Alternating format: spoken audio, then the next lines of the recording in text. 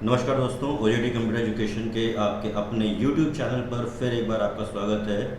और जावा ट्यूटोरियल की जो सीरीज़ आप मेरे साथ सीख रहे हो जावा प्रोग्रामिंग, उसमें जैसे कि हम लोग अभी बात कर रहे थे, लास्ट टॉपिक मेरा क्या था, फंक्शंस को कैसे डिस्क्राइब करना है। तो फंक्शंस में दो तरीके से होती है फंक्शन कॉलिंग। जी हाँ, दो तरीके से आप फंक्शंस को कॉल कर सकते हो, जिसमें से पहला मेथड आज हम लोग डिस्कस कर रहे हैं इस वीडियो में, कौन सा, कॉल बाय वैल्यू। तो आइए समझते हैं कॉल बाय वैल्यू क्या है और ये कैसे बिहेव करता है। तो सबसे पहले मैं आपको यहाँ पर इसकी प्रॉपर एक डेफिनेशन दे रहा हूँ और टाइप करके समझा भी दे रहा हूँ कि कॉल बाय वैल्यू होता क्या है। Call by value, number one, पहला पॉइंट जो मेन सबसे इंपॉर्टेंट है, व्हेन एक्चुअल आर्ग्यूमेंट पास और copy its value to formal argument is called call by value। ठीक है ना। तो जब भी एक्चुअल आर्ग्यूमेंट, एक्चुअल मतलब वो आर्ग्यूमेंट जो फंक्शन की कॉलिंग में यूज किए गए हैं, जैसे मैंने बताया भी था आपको फंक्शन की थ्योरी में। और फॉर्मल आर्ग्यूमेंट्स कौन से होंगे, जो फंक्शन की डेफिनेशन में यूज किए गए हैं। तो जब हम लोग एक्चुअल आर्ग्यूमेंट्स की वैल्यूज को कॉपी करवाते हैं किसमें, फॉर्मल आर्ग्यूमेंट में, तो ये कहलाता है कॉल बाय वैल्यू। और इसका मेन पॉइंट क्या होता है, any change in formal argument will not reflect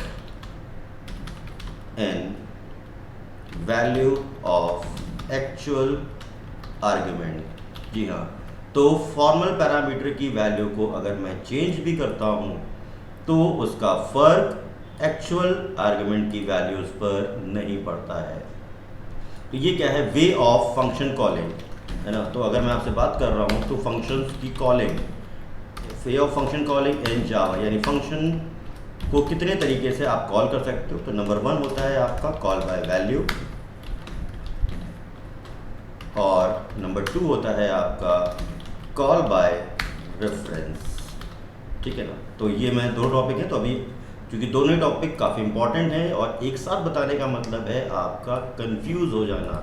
तो अभी सिर्फ फोकस करिए आज के इस वीडियो में किस पे, कॉल बाय वैल्यू पे। तो आइए प्रोग्राम को समझते हैं, एक बार डेफिनेशन फिर से देख लेते हैं कि जब भी एक्चुअल आर्ग्यूमेंट अपनी वैल्यूज को कॉपी करता है फॉर्मल आर्ग्यूमेंट में, वो कहलाता है कॉल बाय वैल्यू। और फॉर्मल आर्ग्यूमेंट में चेंज होने वाली वैल्यूज एक्चुअल आर्ग्यूमेंट में कोई फर्क नहीं डालती हैं। ये है आपका सेकंड पॉइंट इसके अंदर। एक्चुअल आर्ग्यूमेंट क्या थे, फिर से बता दे रहा हूँ, फंक्शन को टाइप करते समय या कॉल करते समय जो वैल्यूज मैं दे रहा हूँ, जो पैरामीटर मैं दे रहा हूँ, वो क्या है, मेरे एक्चुअल आर्ग्यूमेंट हैं। और फंक्शन की डेफिनेशन में जो आर्ग्यूमेंट मैंने यूज किए हुए हैं वो मेरे क्या है, फॉर्मल आर्ग्यूमेंट है। तो आइए जल्दी से प्रोग्राम पे शुरू करते हैं और प्रोग्राम की प्रैक्टिस करते हैं इसकी, और समझते हैं इस कॉन्सेप्ट को। तो वापस से नेटबीन पर हम लोग आते हैं और यहाँ पर एक बनाते हैं कॉल बाय वैल्यू वन। ठीक है,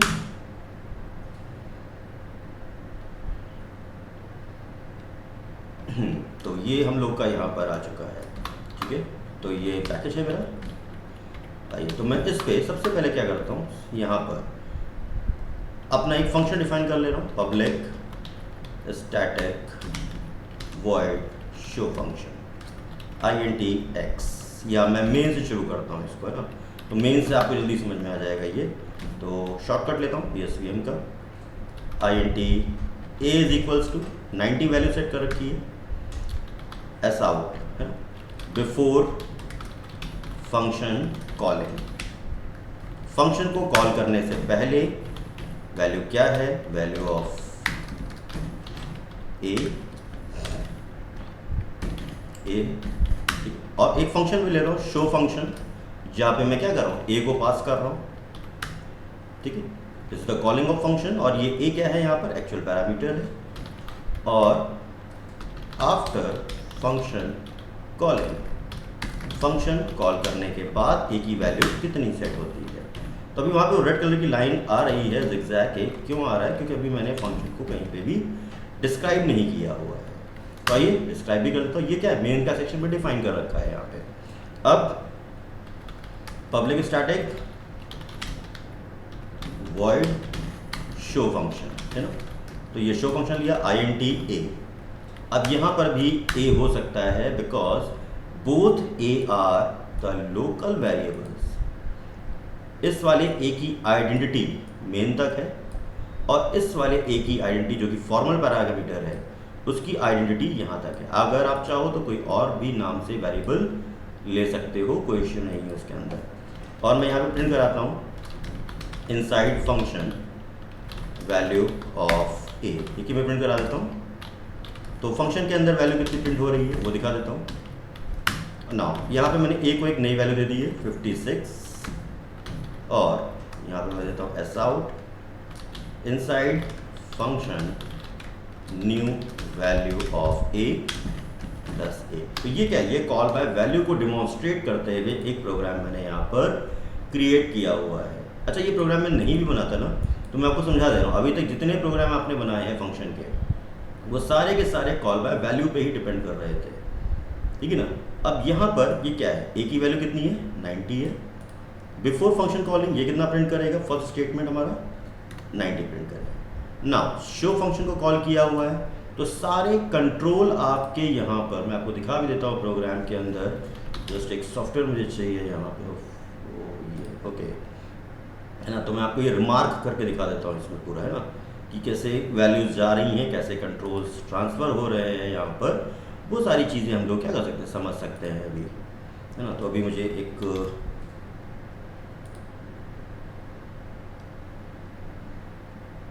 पेन डिस्क्राइब करने के लिए चाहिए आपको कंटेंट, तो आ गया है अभी यहाँ पर। ठीक है, चलिए कोई दिक्कत नहीं है। अगर नहीं भी आ रहा है तो कोई इशू नहीं। तो फिलहाल ये ए क्या कर रहा है? शो ए फंक्शन, है ना। ये यहाँ पर पहले उसको क्या करेगा? डिस्क्राइब करेगा, है ना। तो ये है आपका, तो ये ए फंक्शन जैसे शो कॉल किया तो ये यहाँ पे आ जाएगा। सारे कंट्रोल इसके क्या है? यहाँ पर आ रहे हैं। अब इस समय अगर मैं यहाँ पे कह रहा हूँ सपोज ये ए है जो कि किसका है? मेन का है, ठीक है ना। ये ए, इसकी वैल्यू कितनी है? 90 है, ठीक है ना। जब आपने इसको कॉपी किया था, यानी शो फंक्शन कॉल किया, ये वाला फंक्शन आपने कॉल किया, तो ये वैल्यू इस ब्लॉक में आ गई है जो कि 90 रिफ्लेक्ट कर रही है, ठीक है ना। तो ये वाला ए जो है ये फंक्शन इसके साथ में है और ये वाला ए जो आ रहा है आपका वो ये है आपका मेन के साथ में, ठीक है ना। तो अभी यहाँ पे वैल्यू कितनी प्रिंट करेगा? ये भी 90 प्रिंट करेगा, ये भी 90 प्रिंट कर रहा है ना। अब ए को मैंने एक नई वैल्यू असाइन कर दी 56, तो ये वैल्यू हो चुकी है यहाँ पर कितनी? 56 हो चुकी है। अब ये क्या प्रिंट करेगा? 56 प्रिंट करेगा। अब प्रोग्राम कहीं पे भी खत्म हो रहा हो, है ना, मतलब खत्म कब होगा? जब वो वापस मेन में जाएगा, यहाँ से प्रोग्राम के कंट्रोल वापस आएंगे आफ्टर फंक्शन कॉलिंग, तो ए की वैल्यू अभी भी 90 ही प्रिंट होगी। जी हाँ, तो ए की वैल्यू अभी भी क्या आ रही होगी? यहाँ पर 90 प्रिंट हो रही होगी। तो आइए इस प्रोग्राम को रन करा के भी देख लेते हैं और समझ लेते हैं कि कैसे वो क्या कर रहा है, काम कर रहा है मेरे लिए, ठीक है। तो चेक करते हैं प्रोग्राम में क्या आउटपुट आने वाला है यहाँ पर। तो मैं तो एज्यूम कर रखा है 90 आएगा, फिर 90 आएगा, देन 56 आएगा, उसके बाद फिर 90 प्रिंट होना चाहिए। तो ये देखते हैं कॉल बाय वैल्यू के अंदर ये प्रोग्राम क्या करने वाला है। जी हाँ, तो ये मैं आउटपुट के लिए ये जरा इरेजर से हटा दूँ यहाँ से, तो वैल्यूज़ अब आपको दिख रही हैं। जी हाँ, तो ए की वैल्यू कितनी है वो आपको दिख रही है फंक्शन कॉलिंग के समय, ठीक है ना। और यहाँ पर फंक्शन कॉलिंग के बाद सपोज यहाँ पे मैं गया और ये क्या दिख रहा है आपको? ये दिस वन, ये ए की value 90 inside function 90, new value assign कर रखी है फंक्शन के अंदर मैंने, बट जब फंक्शन कॉलिंग में आया तो क्या हुआ? फॉर्मल पैरामीटर की वैल्यू में कोई चेंज नहीं हुआ है, तो अभी भी क्या दिखा रहा है आपको? 90 दिखा रहा है। तो दोस्तों ये क्या है? ये कॉन्सेप्ट है कॉल बाय वैल्यू को समझाने के लिए कि कॉल बाय वैल्यू कैसे काम कर रही थी। तो आई होप कि ये टॉपिक और ये कंटेंट आपको समझ में आ गया होगा कि कैसे आपका कॉल बाय वैल्यू आप अपने में क्या कर सकते हो? डिस्क्राइब कर सकते हो तो मोस्टली जितने प्रोग्राम्स आप बनाते हो वो सभी अभी क्या चल रहे हैं, फंक्शन वाले, वो कॉल बाय वैल्यू पे ही चल रहे होते हैं। ठीक है, तब तक के लिए तो सीखते रहिएगा इसको और प्रोग्राम की प्रैक्टिस करिए और इस प्रोग्राम को ज़रूर से चला के देखिएगा। ठीक है, तो ये था आपका कॉल बाय वैल्यू का टॉपिक। अगली क्लास में मिलेंगे कॉल बाय रेफरेंस के साथ में कि वो कैसे काम कर रहा होगा। तब तक के लिए कीप लर्निंग, कीप स्किल्ड।